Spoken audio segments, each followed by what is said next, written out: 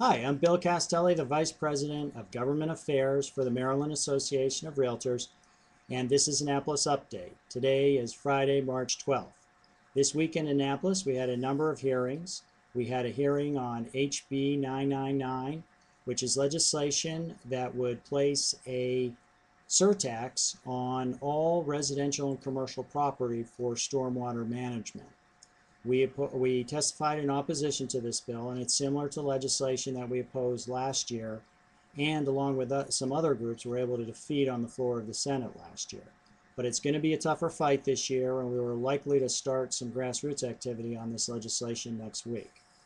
We also testified in support of two bills that MAR requested. The first, HB 1209, would extend the semi-annual property tax payment option to all properties besides residential properties.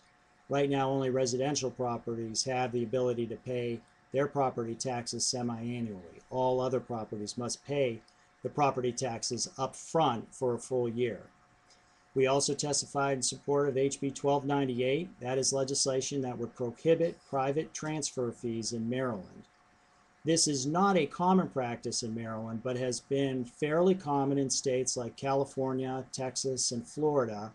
And one of the companies that is engaging in a lot of the private transfer fee, or at least the creation of the private transfer fees, is trying to securitize these instruments in Wall Street and create a large security pool in which to expand this practice to a lot of other states. So we are hopeful to prohibit the practice here in Maryland because we think it creates complexity in the transaction and certainly adds to costs, cash costs that buyers would have to pay.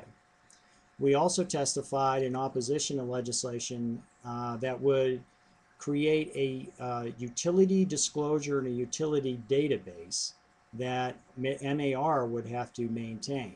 And it would require that MAR collect utility bills from 50 to 60,000 home sellers in the state of Maryland each year and create a database.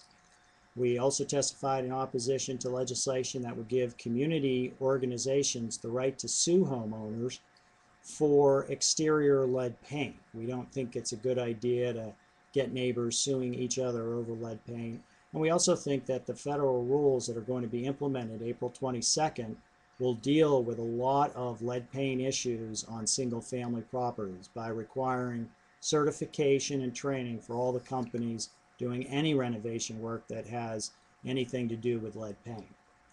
On the Senate side this week, the Senate Judicial Proceedings Committee passed out one of our bills, Senate Bill 666. That is the Senate version of the private transfer fee bill, and that bill was passed by the committee unanimously.